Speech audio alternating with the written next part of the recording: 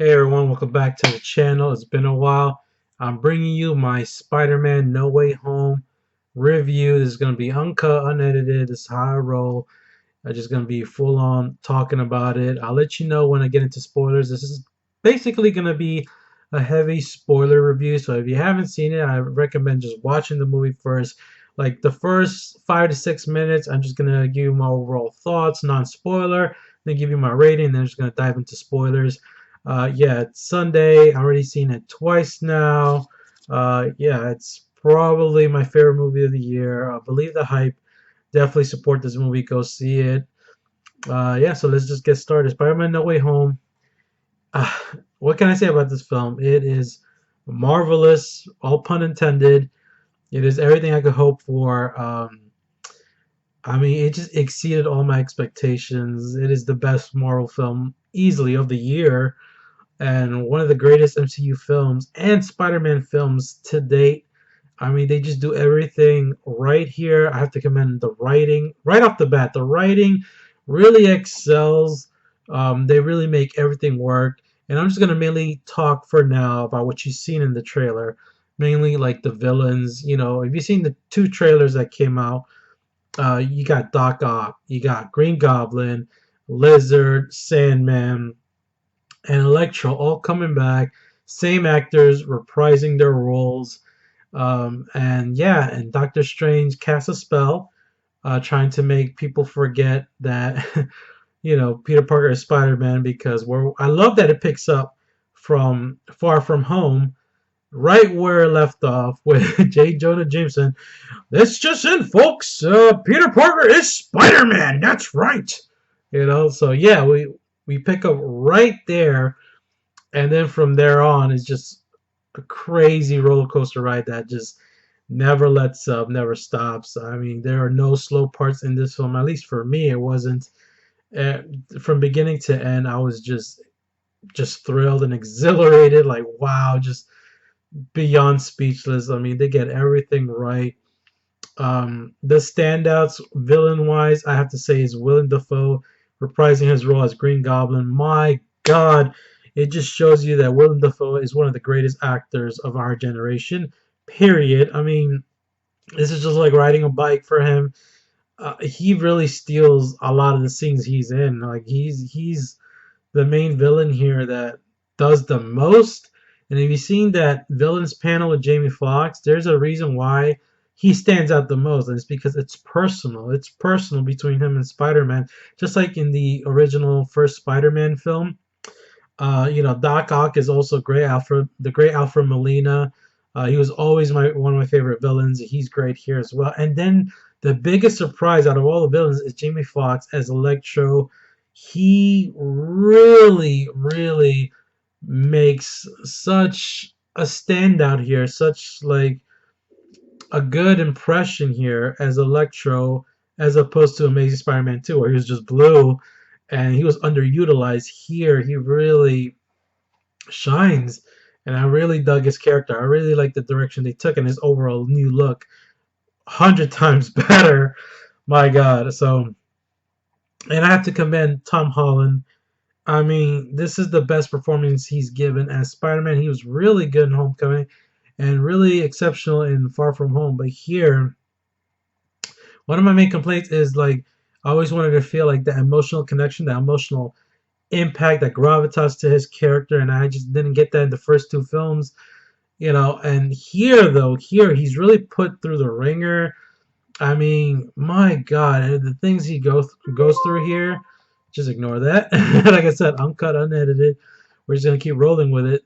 Everything that he has to endure here is everything I wanted Spider-Man to go through. Like, because I'm a big fan of the OG Tobey Maguire Spider-Man trilogy, Sam Raimi's films. I love them to death. I don't care. Call them nostalgic. I don't care. It's Bully Parker and all those stupid memes. I don't give a shit. I fucking love Tobey Maguire as Spider-Man. He's always and will always be my number one favorite Spider-Man. But Tom Holland is definitely my number two. And then, of course, Andrew Garfield is number three.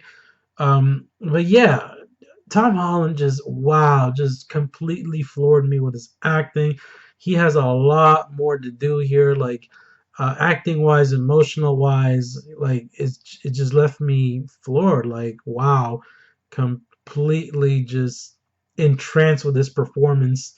So I had to commend him and just everybody in this film just did an excellent job. The way the story was told, with Doctor Strange, how they included him in, that was very smart. And overall, it just gave me everything I ever wanted and more. And this movie really delivers. So if you haven't seen it, go see it. This movie, honestly, it is in my top three favorite Spider-Man films of all time. Now that I've seen it twice, I was thinking of putting it maybe above Into the Spider-Verse, but that movie is just so God, that movie's just so special and unique. So I would have this. This is how I would rank him. Spider-Man 2 is still my favorite Spider-Man film. Number one, that's still number one. Number two would be Into the Spider-Verse with Miles Morales because I love Miles Morales' story. I love that we got to see that. Even if it was an animation, or we got part one coming out, so you already know I'm hyped for that. So yeah, and then number three would be this one, No Way Home. The top three. It would always remain my top three unless they make a fourth Tom Holland sequel and that just surpasses it. So yeah, it's a 10 out of 10. It's an A plus film. My favorite Marvel film of the year. My favorite film of the year. This is cinema, people. I don't give a shit. All these Oscar nominated films, like I don't care. I'm through pretending like I'm gonna go watch all of them when I'm really not. My bread and butter has always been comic book films, and I'm a comic book film lover. I don't care about these directors. They always shit on it, like Martin Scorsese, Denis Villeneuve. Much respect to them. I love their films, but I don't give a shit. They can talk shit all they want. What's interesting about that? Paul Thomas Anderson, of all directors, came to Marvel's defense recently in an interview. So shout out to Paul Thomas Anderson because I was not interested in seeing Licorice Pizza, but just for him having Marvel's back, like finally a director of such high caliber commends the Marvel Cinematic Universe, and so for that, I may see Licorice Pizza one day. One day, I'm not gonna go run out in a theater and see it like I did with Spider-Man. So, but now I am considering checking out that film. But anywho, all I'm saying is just don't bash comic book films. It's like, come on, man. Like just because your film is more artsy, fartsy, what have you, doesn't mean it's better than everybody has their own taste, their own medium. If you like those independent films like A24 films, that's cool. That's your bread and butter. That's fine, all due respect. But for me, it's always been comic book films. Since the first Spider-Man. That's why Tobey Maguire, Sam Raimi, OG Spider-Man trilogy is just it's always gonna be here in my heart. I have so much love. So we're about 8 minutes in. Boom! Spoiler talk. Spoiler talk. I will bring this luxurious Diamond Select statue here. I'll have it up here. Look at that. Just look at this beautiful Spider-Man statue. Oh yeah. As I'm having it up because the spoilers are going up now as we speak. All right. Spoiler talk. Spoiler talk. Oh man. So yeah, we'll put you right there, buddy. Take a sip of water because it's gonna be a long talk. I have a lot to talk about. I just want to dive on in, It's my Spider-Man mug. Spider-Man all day, every day. Shout out to the wifey for getting me this early Christmas present. I love this. Is my favorite new mug. All right. Where to begin with this movie? Oh my God. All right. You know what? We're just gonna get the big surprises, the big holy shit moments out of the way. I'm not gonna go in order or anything like that. I'm just gonna be all over the place. So just roll with it. The big reveal. Well, the first big reveal. It was in the very beginning. I would say like 20 minutes in, and boom, boom. What do we see? What do we see? We see Daredevil. We see Daredevil. That's right. Remember, spoilers. Gave you that spoiler warning. We see Matt Murdock. That's right. And, people are predicting, it'd be cool if he comes as his attorney. And, I thought that would be cool, And then, he shows up as his attorney, as Peter Parker's attorney. And I just love that. I love that he's in it. He's here. Yes, Charlie Cox. Like nobody else could play Matt Murdock. He's just one of those actors that was born to play that role. Just like Vincent D'Onofrio as Kingpin. If y'all been watching Hawkeye, you already know. I guess spoilers for Hawkeye, but you should have been caught up already, hopefully. Yeah, so it's official, man. Matt Murdock is here. It's awesome just seeing him share a scene with Tom Holland. The MCU Spider-Man. It's so cool. I don't know what they're gonna do with Charlie Cox as Daredevil, but I am excited. I just beyond ecstatic. This is awesome. What a time to be a Marvel fan, just a comic book fan in general. But it was so cool just seeing how cool collected he is. Sitting there giving them legal counseling, giving them advice, telling Happy like you're really gonna need a good lawyer. And then he catches the brick because there's a bunch of spaz ass crazy lunatics out there. Conspiracy theories. They were like Mysterio was right. There's this whole thing, which I do like because it's very very relatable. You want to get to the political spectrum of things. You know, um, yeah, like everybody's believing Mysterio because J. Jonah Jameson put Spider-Man on blast and revealed Peter Parker's identity. So you got a split group. You got all the Mysterio supporters, and then you got the Spider-Man supporters. Sounds very sounds very 2020, right? With the election and all that. But that's all I'm gonna say. I don't want to get into that. Please, no. But I just like that aspect of it, the way they wrote that whole thing. Yeah, I think that's what would happen, honestly, especially with today's society. Very diverse, very split. But anyway, one of those Mysterio cultist followers throws a brick through the window, and Daredevil just catches like, because he got the best senses, reflexes. He's fucking Daredevil, so it's so fucking badass. And then Peter Parker's like, "How did you do that?" He's like I said, I'm a very good lawyer. Yeah, you are. You goddamn right. You fucking Matt Murdock. Oh my god. So that was such a great surprise. Another thing that I really like about this movie is the way they fleshed out all the characters. Like, man, like I really cared for MJ. Zendaya was the best she's ever been. Really fleshed out, really did more for her character. I actually really cared about her and Tom Holland's relationship. They're a couple in real life, so it really shows their on-screen chemistry, their off-screen chemistry. It's just electric.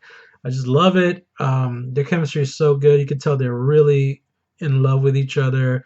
Ned as well. I grew to care more about Ned in this movie than the previous ones as well. And I just love that they focus just on this trio, just Ned, MJ, and Peter, and then the ramifications of what happens if you're friends with, Spider-Man, and everybody knows his identity. And it sucked. It's just so dour and wrong that they're basically getting, like, in a sense, punished just for being friends with him, because this whole Mysterio versus Peter Parker Spider-Man thing going on, so they don't get accepted to MIT. I love all that, seeing all that, having Peter Parker go through all that. So yeah, it's really rough times for him, and then he decides to go to Doctor Strange. It's cool seeing him back, and Juan, who is now the Sorcerer Supreme on a technicality. So that's very interesting. I didn't even, that never even crossed my mind. I just assumed Strange would always be the Sorcerer Supreme, but I guess it makes sense as he was dusted, not or blipped, or have you. Yeah, and then they do the spell, and then Peter Parker. You know how he is. He's always like, "Meh, meh, meh, meh." You can never shut up. He's just a kid. I mean, so it was kind of, yeah, it's kind of dumb moment. He just kept talking. What about Ned? What about MJ? Just botched the whole fucking spell. Then this shit starts literally, like I said, this movie moves at such a breakneck speed. Like, you just get to, like, the first 30 minutes is just like Spider-Man dealing with all that, that fallout for his identity being revealed, dealing with the fallout, dealing with everyday life that's just never going to be normal for this poor kid ever again.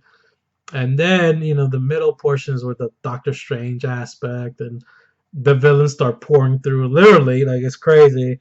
We get to the bridge sequence with Dr. Octavius. Oh my god. When I saw him, I just lit up. I was like, yes, because him and Green Goblin have always been my two favorite Spider-Man villains. So it blows my mind that we got to see him reprise the role. Like all these actors coming back honestly it's just so rare and unique that they actually make this work. They actually made this happen. So props to Sony and Marvel for working together and making this dream come true for all the Spider-Man fans. So that bridge sequence with Doc Ock versus Spider-Man. I mean, the action here is the best it's ever been. The best it's ever been shot. Like within the MCU Marvel films, this is the best it's ever looked. Honestly, because I kind of miss that like grittiness from the Sam Raimi Spider-Man films. Like you felt every punch, you felt every explosion, you felt like when they were beating each other up, villain versus hero. There you would see the bruises. There was more stakes, and that's what I missed. That's what was really lacking in these Tom Holland, Spidey films. It's the stakes I never felt were so high. Like in Homecoming, Far From Home, it wasn't that high. It was just Homecoming. He was trying to stop the Vulture from stealing shit. Okay, and then Far From Home, he was trying to stop a bunch of drones. With Mysterio. Okay, it wasn't like to this magnitude. And if, like Jamie Foxx said in the interview, it's personal. And when it's personal, like he said, it goes back to Shakespeare. It's more emotionally investing. And that's what I really wanted. And this film delivers that in all spades. Like, wow. So after the bridge sequence, and I like that part where Doc Ock, he's trying to use that move he tried many times with the Tobey Maguire Spider-Man where he has the spike come out of his tentacle and he tries to, pierce Spidey with it, but he has Iron Spidey suit, so he's a little bit cheating there. But I love the Iron Spider suit, by the way.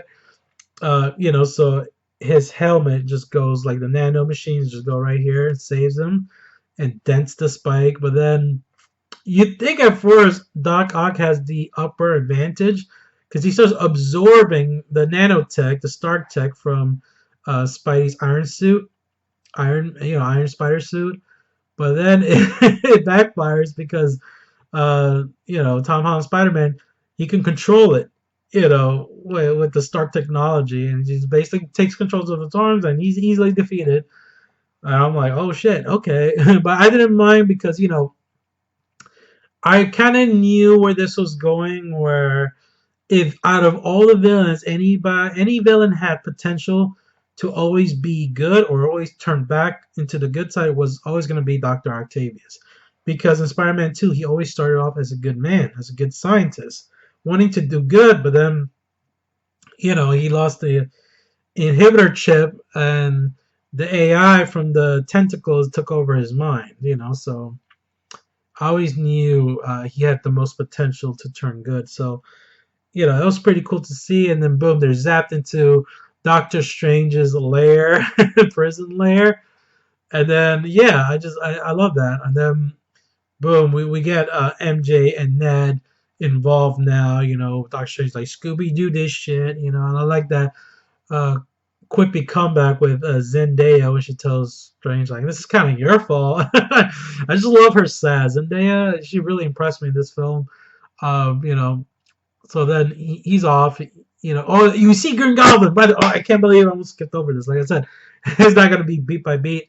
I'm going to be all over the place trying to, process everything, trying to think of everything, trying to touch on everything. So I hope I don't miss the most important details of this movie because there's a lot to talk about, like I said. But anywho, Green Goblin shows up in the bridge, and right before he's able to battle him, it just with the classic suit. It's been updated, but it looks like the classic Green Goblin suit. So fucking cool, so badass.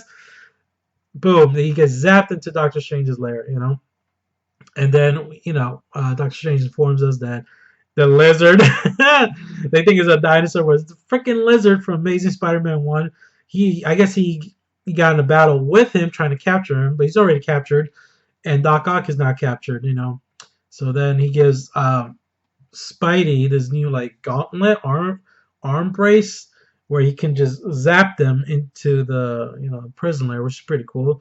Very convenient. But what are you gonna do, right? You know.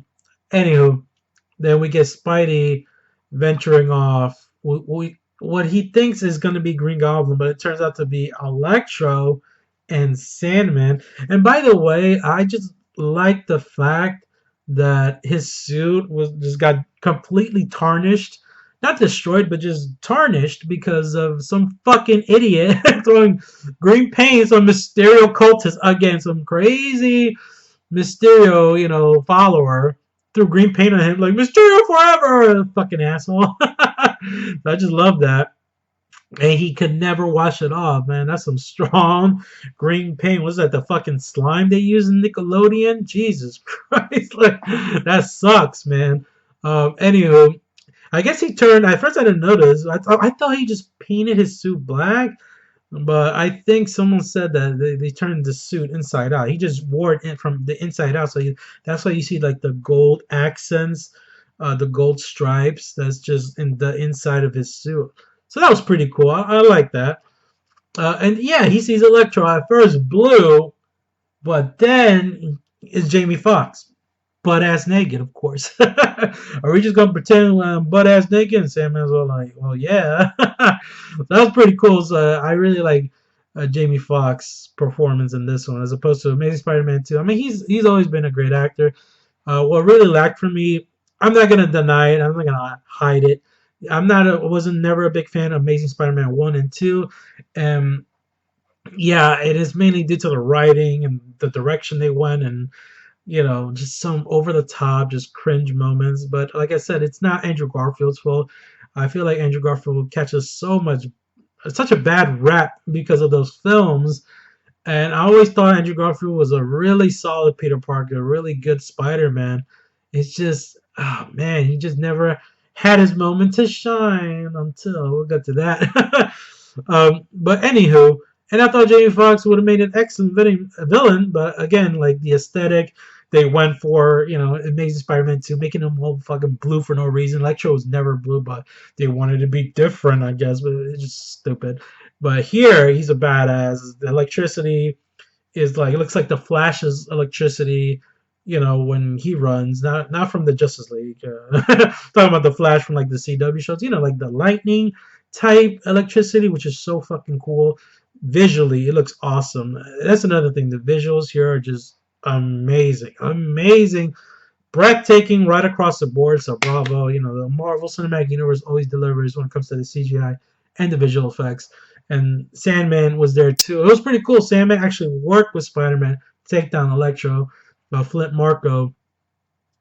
So that was pretty cool. But then, after he zaps Elektro, after putting him in, finding clothes like fireman outfit for him, then he zaps Flint Marko, aka Sandman.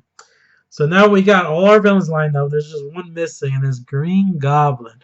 And what an interesting choice, because I was like, where are they going with this? We have a very interesting moment with Green Goblin where he's demasked. We see him in the alley. We hear the Green Goblin voice because, Norman Osborn, he has a split personality thing going on where, one side he's just Norman Osborn, and the other side is the Goblin just, feeding him poison, whispering, talking evil in his ear, like, ha, ha, ha. Love that Goblin laugh. That was a terrible impression, but what are you going to do? Yeah. So we see him in the alley, and he's trying to resist the Goblin, the Goblin from taking over. So I thought that was very interesting that they did that, because that was touched on in the first Spider-Man film.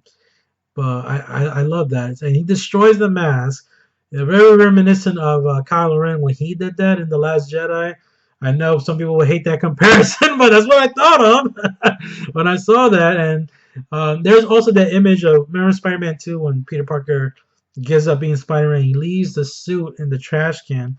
Well, it was very similar to that as well. So maybe that's a much better comparison for the people that just hate Star Wars, and all that crap, But anywho, I thought visually that was awesome. Yeah, because I always wanted to see Goblin with the hood, classic Goblin, and we get that. Oh, we'll get there. Oh my God. But yeah, Norman Osborn goes into I guess the feast shelter. I like that callback to the video game. I guess that's always been in the comics that Aunt May works in that feast shelter. But I really learned about that aspect of the Spider-Man comics playing the video game, the first Spider-Man video game PS4, Spider-Man PS4 game. So that's a nice nod. Yeah, he shows up and he just wants help. He looks desperate. He looks homeless. And yeah, Aunt May feels sorry for him. Aunt May, she always wears her heart on her sleeve. She always wants to do good. She tells Peter, he might be a villain and everything, but this is your responsibility. Um, you know, so Peter here, he starts becoming conflicted. Like, what is the right thing to do? Maybe Aunt May is right. Maybe I should try helping these so-called villains from other universes instead of just zapping them back to whatever alternate universe they came from. So yeah, that's what makes Peter Parker such an awesome, humanizing, and relatable hero is because he has a heart of gold. He wears his heart on his sleeve. And he gets a lot of that from, like inspirations from Uncle Ben and Aunt May, so it makes sense. And then we get to the moment where, Doctor Strange is ready to just send all these guys back. He's like, I'm just cleaning up this mess. I don't give a shit. And then Peter finds out it's their fate.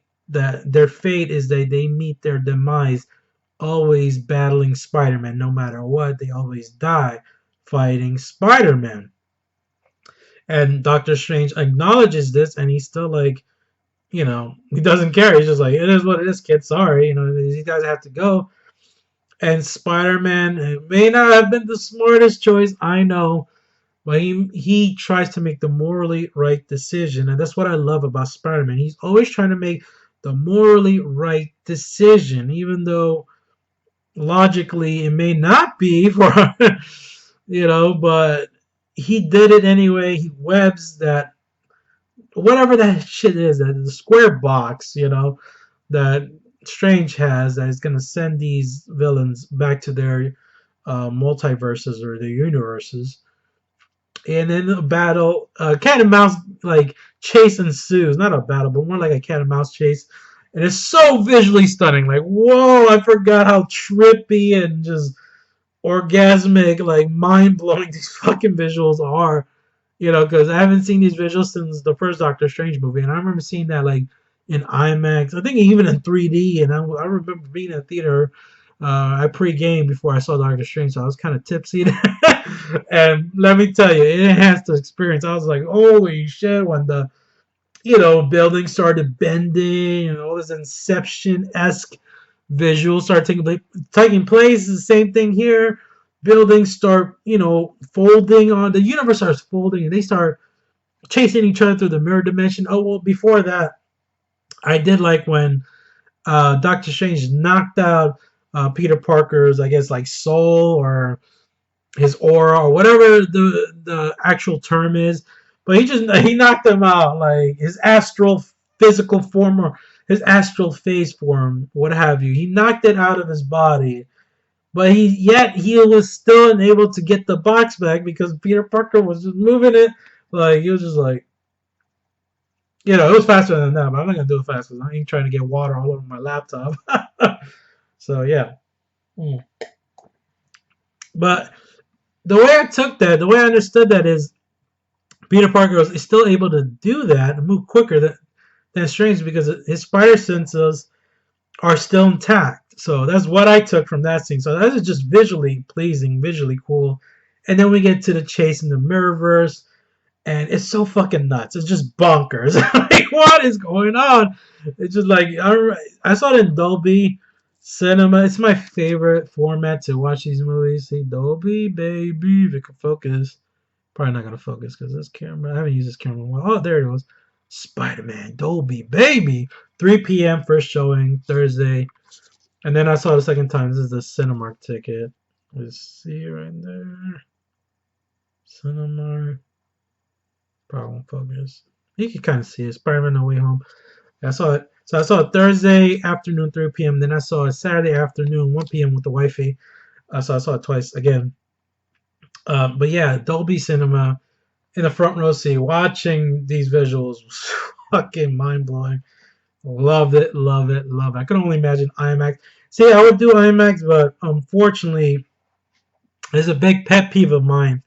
I'm gonna pay a lot for a movie ticket. It is a must that you have reclining seats.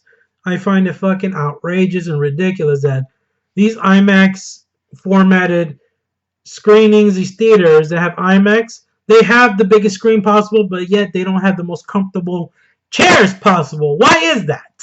I'm a big dude. I like my reclining seats. And not only, it doesn't even matter if you're big, small, what have you. People just want to be comfortable in the cinemas. You know, you got these folding, you know, like really tight seats. Fuck that. Dolby Cinema has the reclining seats, and the screen is big, and it's crystal clear. There's surround sound, Dolby Atmos. So that's why I do Dolby, baby. Dolby all the way. Sorry. Unless they build a new theater with IMAX reclining seats, then I'm going to start watching it in IMAX. But anywho, like I'm trying to say, yeah, sorry, I kind of got off track. The visuals just stunning. Like, wow, wow, wow. That whole sequence was amazing. I love it. Then, you know, Spider-Man gets the upper hand because he knows geometry. So he starts shooting webs and all different directions, different objects, and he entangles Doctor Strange and he entraps him in his own mirror universe. It's fucking crazy. So badass. It was such a badass moment. And then he retrieves that box, whatever it is, and then he makes a crazy decision to, you know, propose to the villains that, hey, I can fix you. I can send you back to universes. You don't have to die if you entrust me to cure you and, you know, figure out solutions on how to fix each and every one of you. So that way, when you go back, you're not a threat. You know, you're not going to be a villain. You're not going to be threatening. And then Spider-Man, hopefully, will, you know, they technically, Spider-Man don't kill them, but they die fighting Spider-Man. So he's trying to change their fates. So, yeah, they go to Happy Hogan's apartment. And I guess you can say it's very convenient that he has this machine, Stark. It's always Stark technology. It's the most fucking convenient. Again, it is what it is. At this point, I'm just enjoying myself. But if you sit down and really start nitpicking, then anybody could do that for any fucking movie. You know what I mean? So it's like, I don't know. It's not. I don't pay attention that much to all those details. But I will admit, yeah, it is convenient, you know. But it is what it is. It's at least we're moving along at breakneck speed, and that's what I want. I want good pacing. I don't want them to meander and explain like, well, in order to fix you, I'm gonna have to go here and retrieve this item, and go over here and retrieve this item, and then we, you know, make all these fucking unnecessary stops. Let's just get one stop, one object to fix all the problems. Fuck it, you know.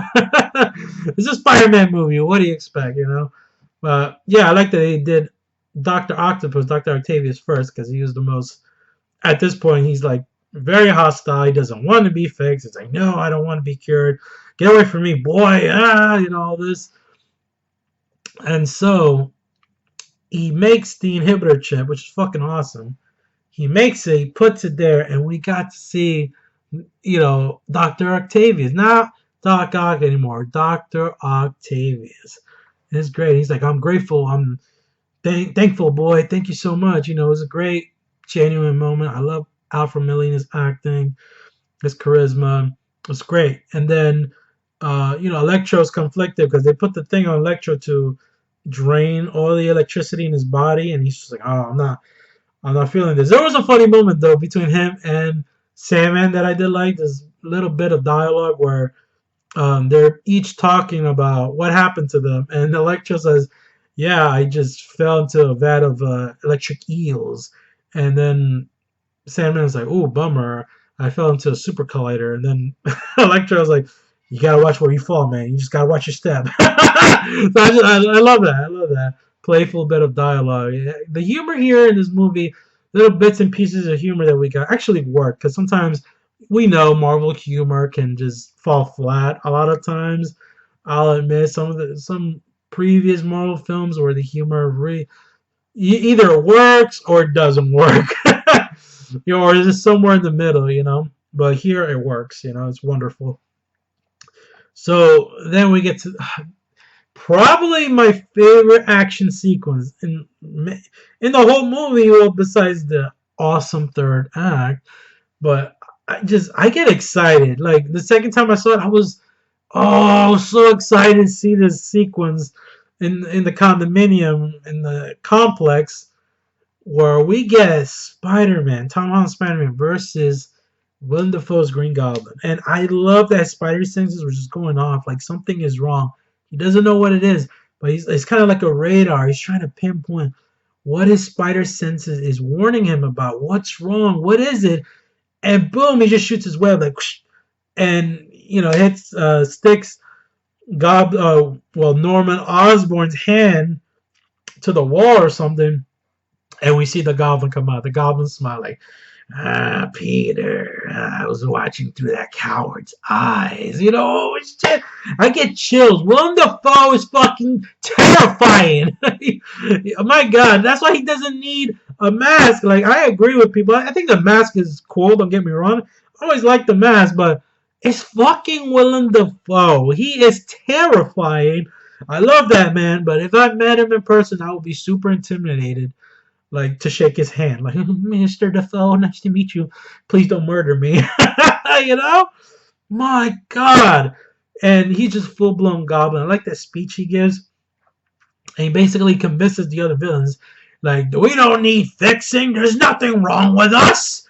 We have gifts, something along those lines, and boom, Elektro just says, fuck it, takes the thing off, and then steals one of the Tony Stark's arc reactors, and he's gone. Sandman dips the fuck out to Doc Ock.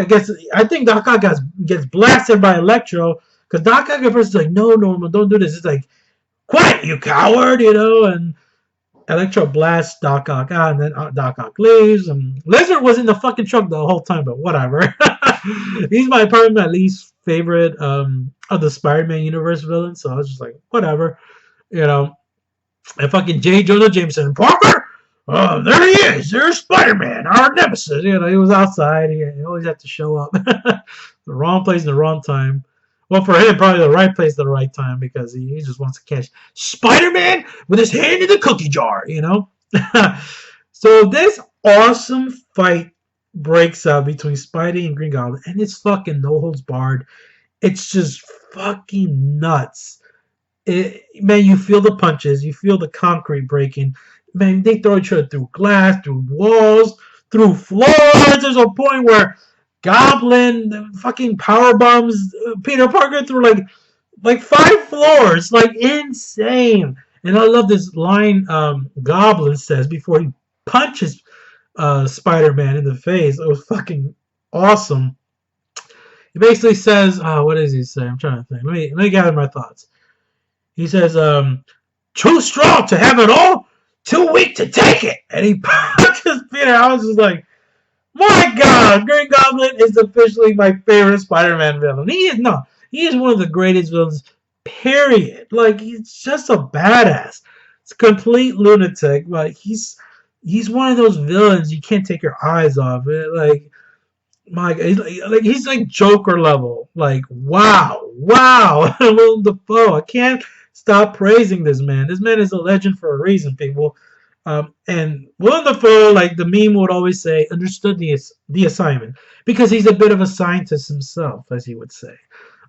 Yeah, and man, the fight is brutal. Peter Parker is just messed up, bloody nose, all bruised, swelling up, like just gets the living shit kicked out of him by Green Goblin. Then they're on the lobby floor. Green Goblin puts on the hoodie, classic Goblin look. I love it. Then he calls his glider, and basically almost it basically hits. Hey, I thought it impaled her, and I'm just like, holy shit, she should be fucking dead. Oh my god, did not see that coming. You know, he gets on his glider, throws the bomb, and this is what Goblin does. He goes for the heart. The heart, Osborn. We go for his heart. You know, basically that's what he does. He wants to push Spider-Man to the brink of no return, just like Joker would do with Batman. So those make the best villains. The villains that feel the most personal to the hero, that push him to that point where they're gonna fall off that line of being a hero and actually becoming a villain themselves. I love that. I love that. And these are the stakes I'm talking about, people, that we finally got. And my God, at first you think Aunt May is okay. Then it turns out she's not. I mean, how could she be okay, man? She got blasted by that glider like crazy.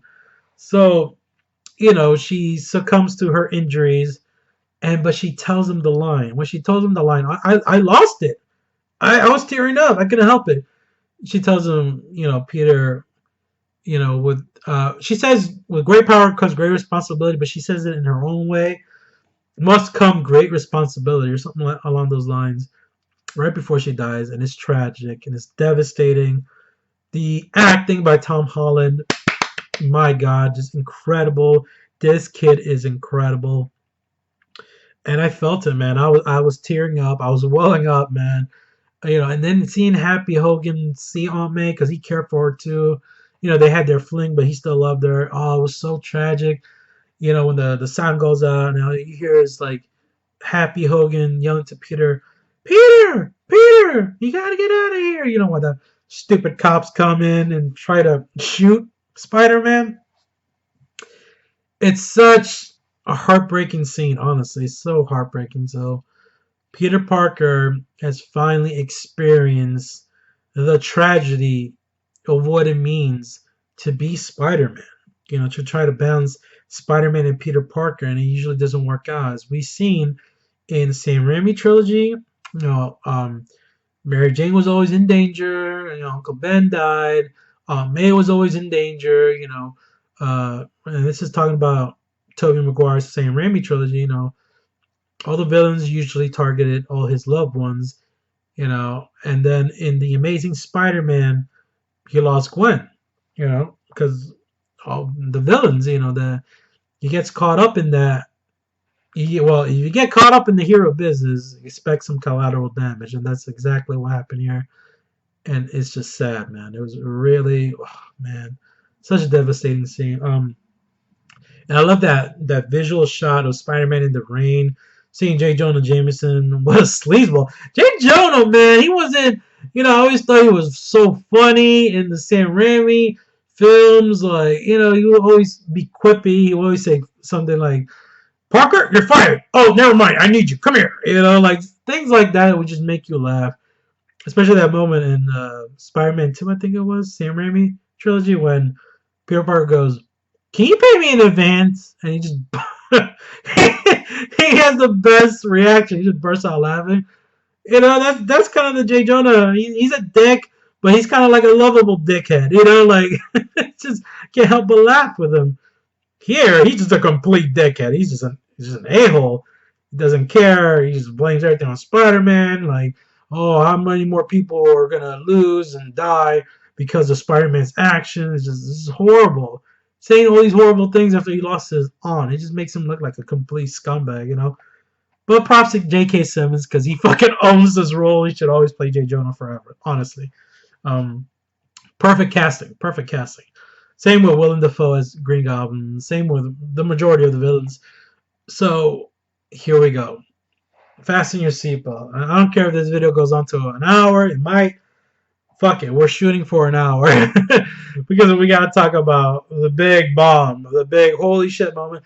And yes, a lot of fans speculated this would happen. And, even though there was denial, these actors denied, I'm not in it. No, I'm not in it. It happens, people. We go to Ned Leeds' apartment or his house with his mom, and we see MJ there, And then he's like, he's messing with Doctor Strange's ring. Also, he can do magic because I guess magic runs in this family. Yes, convenient, I know, but fuck it. At this point, fuck all the convenience. It's inconvenient to care about all these conveniences. Okay, so fuck it. Anyway, he opens the portal. Does Doctor Strange thing. Where's Peter Parker? Show me Peter Parker. And we see Spider-Man in the alley. I'm just like, it's great audience reaction, by the way, because everybody's like, ooh, like, what's going on here? And they're like, Peter, just wave at him. Peter, over here. And then he waves and it's going like this. And he runs and he goes to the portal. And it's Andrew Garfield Spider-Man, I knew it because his suit has always been so distinctive for one main aesthetic, and it's the eyes. Andrew Garfield had these like huge, like Deadpool looking fucking eyes on his Spider-Man suit. So I knew it was Andrew Garfield. The moment he stepped out, he didn't even have to take off the mask. I knew it was Andrew Garfield. I had to take a sip of water there. Woo! But yeah, the audience clapped. Everybody was like, oh shit, hype. He takes off the mask. He's like, oh, I'm a good guy. And MJ throws the bread. That whole funny bit was so hilarious.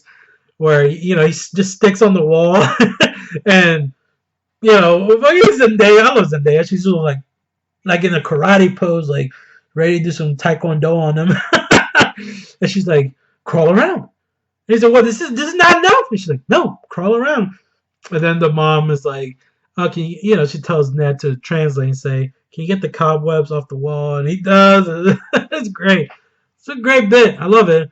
So then Ned does it again, and we get the motherfucking legend himself, Tobey Maguire, the OG Spider-Man, still the best Spider-Man in my opinion. I know a lot of people, believe Maguire, fuck it, I don't care, he's still the best, okay?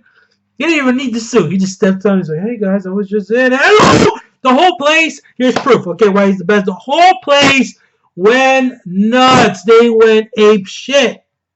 Just cheers and howls and screams. Fucking the whole place lit up, man. I'm telling you. It was some Avengers Endgame level hype, people. It was really, really just a fucking epic moment. Like having these two on screen. So a lot of speculations were right. We got both Spider-Mans in this film. Let's go. And it was just great to see. Yeah, so then we go from there to one of the most emotional scenes, not Tobey Maguire, sorry. All right, calm down with Tobey Maguire. I love the guy, you already know, but I still love Tom Holland. We get to him still processing losing Aunt May, reeling from that on the rooftop. And then he meets the Spider-Man, and I love the dialogue exchange. What they were saying to each other. At first he was just ready to press the button. And I like that about Tom Holland. His acting was so incredible here. My God, I have to give him so much props. He really just floored me. Honestly, out of everybody, besides Willem Dafoe, like Tom Holland just floored me with the emotions and everything he was going through. You felt it on screen, And Zendaya pulls away because he's ready to just hit this button. He doesn't care. He's like, I don't give a fuck. He didn't say that, but that's what he was thinking. That's the impression I got. He's saying, like, screw the responsibilities. Like, fuck it. Ready to just send everybody home and just clean up this mess. Just do what Doctor Strange should have done in the first place. But then, Mary Jane is like, no, hear them out. Basically she pulled away from him hitting the button. And then they start sharing. Andrew Garfield, shares his tragedy with Gwen Stacy. I love that line where he says he stopped pulling his punches after her death and he lost himself in the darkness, and it's just so tragic. And you see Andrew Garfield's reaction, his emotions. My God, Andrew Garfield, he is such an amazing Spider-Man, pun intended, amazing. You are amazing. By the way, that scene, you are amazing. I love that. But he is so good here, guys. He is so good. Honestly, I would love to see Andrew Garfield come back. As much as I love Tobey will forever be solidified as one of the best Spider-Mans. We already know. But if anybody deserves a second chance, it's Andrew Garfield. Let me just say that right now. Andrew Garfield deserves an Amazing Spider-Man sequel done right. I don't care if you have to put him in the Venom universe with fucking Tom Hardy. I don't care if you have to put him in the next movie with Miles Morales. Just use Andrew Garfield's Spider-Man. He deserves it, honestly. And for this movie, my mind is made up. I'll sign off on it. I don't care. Let's petition. Let's do it, people. Let's get Andrew Garfield back as Amazing Spidey. Let's go, man. Because he stole a lot of the scenes. Honestly, as much as again, I'm a huge Tobey fan. Tobey Maguire will always be my favorite Spider-Man. Andrew Garfield Spider-Man stole the spotlight here. Like he really did. He's just his charisma. He just oozes charisma. I love it. But then, yeah, Toby talks about losing his Uncle Ben. And then I love it when, Tom Holland comes to the realization that they all share kind of the same tragic backgrounds with losing somebody they love. And hence that motivated them to continue being Spider-Man. With great power comes great responsibility. I love that Tobey Maguire finished his, before he even said it. Like, before he finished saying it, they both acknowledged that, yeah, in their universes that was said, so maybe she didn't die for nothing. I love that. And then we get to see where Andrew Garfield's his lab coat, and it's so cool seeing how different and unique each and every Peter Parker is, from here in this one scene. And I think they did the meme, the pointing meme, like, oh, me, him, when Ned is like, Peter, and he's like, oh, which Peter, And I love that joke where Andrew Garfield is like, are you planning to go into battle without a costume? It's just dressed like a youth pastor. And Toby's like, I got it right here. I got my suit. And it's just classic callback because we all know Tobey Maguire always wore the suit under, so that was great. So, yes, convenience. Again, they make all the cures. They go into the final battle, into the Statue of Liberty with the Captain America shield. It's fucking awesome. And we get the battle with all this 3 Spider-Man versus Elektro, Lizard, and Sandman. The shit goes down. And it is crowd-pleasing. It is epic. It is everything I ever wanted to see. I never thought... look, guys, let me tell you something. As a Spider-Man fan, as a comic book fan, when I first saw Spider-Man back in 2002, it was... And still to this day, Spider-Man 1 and 2 are one of my favorite comic book films and films in general of all time. Seeing it as a teenager, I think I saw the first Spider-Man 2002. I was 12 years old, I remember. And then I was 14 years old when I saw Spider-Man 2. Then Spider-Man 3, I think I was just got out of high school. Yeah. And now I am 33 years old. Holy shit. Where does time go? Where does the time go? But, seeing my favorite Spider-Man and then another Spider-Man, which a lot of people love too as well, and then this current generation Spider-Man on screen, sharing the same screen together, it's a dream come true. Honestly, I had tears in my eyes. I had a huge smile on my face. I loved every minute of them working together. I like that exchange, that banter between them, when Tom Holland's like, okay, we gotta work as a team, not to brag, but I was in the Avengers, and then Tobey Maguire's like, you were in the Avengers? That's great. What is that? They're like, you don't have the Avengers in your world? And they're like, no, we don't. And he's like, okay, I'll be Peter 1, Peter 2, and then Andrew Garfield's like, Peter 3! I love the enthusiasm by Andrew Garfield, by the way. And I'm telling you, Andrew Garfield stole a lot of the scenes. Surprisingly, he really did. He shined so much here, and I loved every minute of it because, like I said, man, that guy, he deserves to put on that suit and have a movie of his own. I really hope Sony sees that and just goes ahead with that. Like, hey, Andrew, come back. Let's do one more. Fuck it. We're going to find the right director, the right writer. We're going to make this happen, and it's going to be fucking awesome. Let's do it, people, And I like that scene where Toby, he's like, oh, my back, and he cracks his back, that was pretty cool.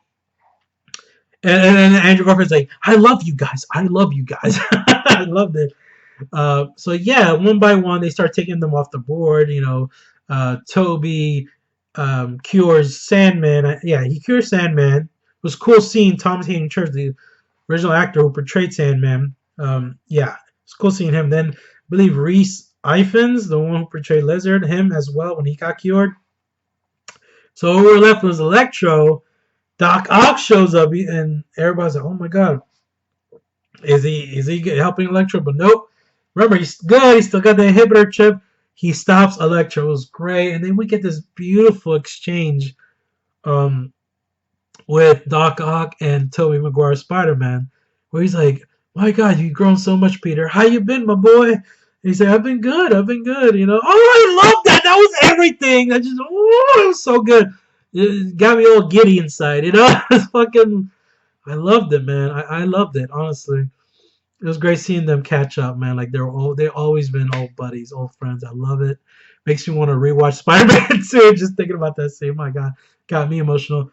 But honestly, I think the most emotional scene for me personally was with MJ falling, and like some people predicted. My boy Brett predicted this. He was right. MJ's falling. You know, Zendaya's MJ. She's falling.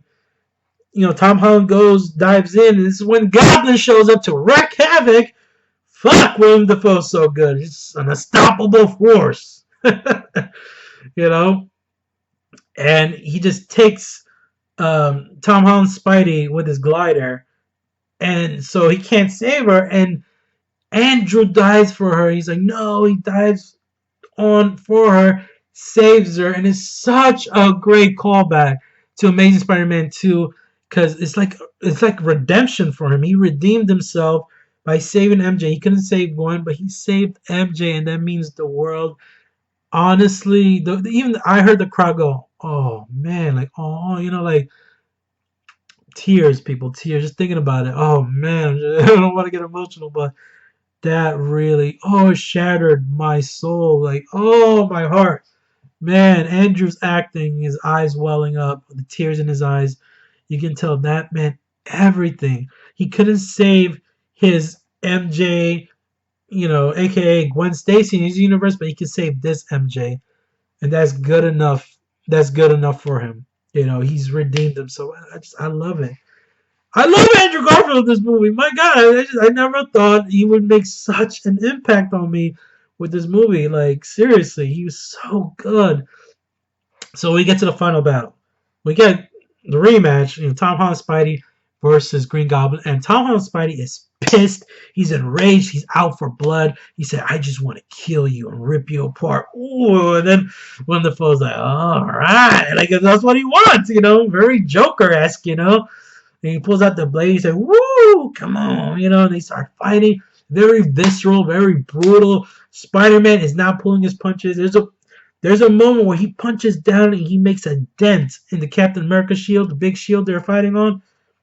Dude, he beats the living shit out of Goblin, beating him to, you know, the brink of no return, just beating him to almost a bloody pulp. I mean, we don't see the blood, but that's what I can imagine, you know. Oh man, and he gets the glider.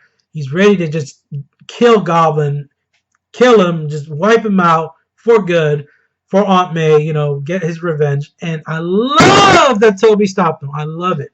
It's perfect. Tobey stops him, and that's kind of like a redemption arc for Tobey. I don't know if I said Tony. I meant Tobey. Sorry, it sounds similar. But yeah, you know, Tobey Maguire Spider-Man stops him, and that's kind of him redeeming himself for not being able to stop the glider from killing Norman Osborn and piercing through him in the first Spider-Man films. I love that. At least that's what I took from the scene. And also because he does not want to see Tom Holland Spider-Man fall into a pit of darkness, fall into that, you know, despair. So I love that he stopped them, and just he didn't even have to say anything. Just the acting was so powerful through Tobey Maguire's expression, and you see Tom Holland, he just really wants to kill the Goblin, and then the Goblin stabs Tobey, and oh shit! And I was like, don't fucking do this to me. I'm not ready. How dare you? I'm not ready to cry like I did in Logan with Tobey Maguire dying. How dare you? Would you fucking do it, movie? You know, but luckily they didn't. He's been stabbed before, so it's all good. But just a powerful moment. Just, oh my God, emotionally overwhelming. And then Peter having to make the ultimate sacrifice. We're about an hour in, but I've been loving every minute. talking about this movie, and hopefully you do too, whoever's watching. I appreciate you. Thank you for sticking by for an hour. Let's wrap this up. He makes the ultimate sacrifice. He tells Doctor Strange to script, wipe out, well, he cures, well, before that, he cures Norman Osborn. He cures him. He does the right thing. And, he talks to Strange. And I like that sequence where everything is ripping apart. You get the riffs, and then you see silhouettes, like shadowy figures. And I caught a scorpion, like a scorpion tail. So that's Scorpion. And then I caught one guy with a spear. So that's Kraven the Hunter. And I know there must be other ones. I think people said even Rhino, like the actual Rhino. Not Paul Giamatti's Rhino. Fuck that. But the actual Rhino from the anime series. Someone said they saw the shadow. So I really want to pinpoint that next. If I see it for the third time, it's going to happen. So going to be on the lookout for that. But that was pretty cool. So Spider-Man just says, screw it. Let's do the original spell where they forget Peter Parker, and it's gonna be like I never existed, And man, oh man, the emotions at an all-time high again. Hit me in the feels, Tom Holland, Spidey having to say goodbye to MJ and Ned, his best friend, his girlfriend, the love of his life, Oh man, that scene just wrecked me. I was an emotional mess by the end of this movie. I was just an emotional mess. My God, I cried harder than a woman crying in the Notebook, I swear. Not ashamed to admit it, damn it, because somebody was cutting some good-ass onions that day. But, yeah, very emotional, goes through with it, and, we get a very bittersweet end, which I really like. A very bittersweet, fitting end to the Tom Holland Spidey trilogy where he promises them he will seek them out and he will explain everything. He has a chance to do it. He goes into MJ's coffee shop where she works. He has the note. He's just, preparing himself to let them know everything, but he doesn't. He doesn't. He makes the ultimate hero sacrifice because he'd rather see them be safe, be okay, than seeing them in grave danger. He finally learned the lesson here. Like, again, with great power comes great responsibility. He's doing it for the greater good. He cares about him so much. He loves them so much that he's willing to just stay out of their lives completely just to give them a chance to, better on their lives. And yeah, it's just, man, it's beautiful. It's heartbreaking. It's everything the character of Spider-Man and Peter Parker encompasses. This is what makes him one of the greatest heroes of all time. And I love that they went with that decision. And as sad and tragic as it is, it's morally the right decision, because they're at a good place now and he just doesn't want to come into their lives and just ruin it, Yeah, and then Peter moves into his new apartment. I love that scene he shared with Happy Hogan, seeing Aunt May's grave. And then, yeah, we get Spider-Man swinging in his new suit. Like, the blue on it looks classic Spider-Man. I love his new suit. And he's going out there as a friendly neighborhood Spider-Man in the snow during the holidays, doing what he does best. And that's the end of Spider-Man No Way Home. 10 out of 10. Loved it. Fuck it. It's a masterpiece. It is one of the best comic book films ever made. I was just, oh my God. Let's talk about the two post-credit scenes. Venom, yes, with Tom Hardy. That was cool. But I honestly don't know where they're going to go because he gets blipped. It's weird because at the end of Venom Let There Be Carnage, his own movie, he gets blipped into the Tom Holland universe because he sees him on TV. Then he gets blipped out because of the Doctor Strange spell. But then he leaves the symbiote. So I'm just like, wait, so Tom Hardy is not going to be Venom that's going to eventually fight Tom Holland Spider-Man? I guess not. I guess somebody, I don't know. It could be two things. It could be either they're going to get somebody else to portray Venom in Tom Holland's Spider-Man MCU universe, or they're going to give him the Secret Wars symbiote suit, the black suit. It's going to, travel from Mexico to New York somehow. It's, crazier things have happened in the MCU, but it's possible. and it's gonna get on his suit. And if that happens, it's gonna be fucking cool. I think that would be a cool story arc to explore that. Tom Holland's suit getting transformed into the symbiote black suit. That would be sweet. So we will see what happens. And then the second post credits is not a credit scene. It's a trailer for Doctor Strange in the Multiverse of Madness. Get hyped. We got Wanda back, Wanda Maximoff. And this is crazy. At the end of the trailer, you see another Strange. And my mind immediately went to what if, the Supreme Doctor Strange, the evil Doctor Strange. I was thinking, is that him? If it is him, that would be crazy. But either way, I am hyped for that movie. It's crazy that Sam Raimi, the OG director of the OG Spider-Man trilogy, is directing Doctor Strange. Very fitting because, he has background horror movies, Evil Dead. The guy's a masterful and legendary director. So I have no doubts that Doctor Strange 2, Multiverse of Madness, is going to be insane. So I cannot wait for that. So yeah, those are my overall thoughts, my recap, my spoiler-filled review of Spider-Man No Way Home. Can't wait to see it the third, fourth, fifth time. I don't care. It's my favorite movie of the year. Hopefully you enjoyed it too. Post your comments down below. Let me know, what did you think about Spider-Man No Way Home? Did it exceed your expectations? What did you like? What did you not like about this movie? Who was your favorite villain? What was your favorite moment from this movie? Who's your favorite Spider-Man? How would you rank all the films? I want to know all that in the comments down below, so feel free to share. Give this video a like if you want. Subscribe if you're new to my channel, and I'll catch you guys as always in the next one.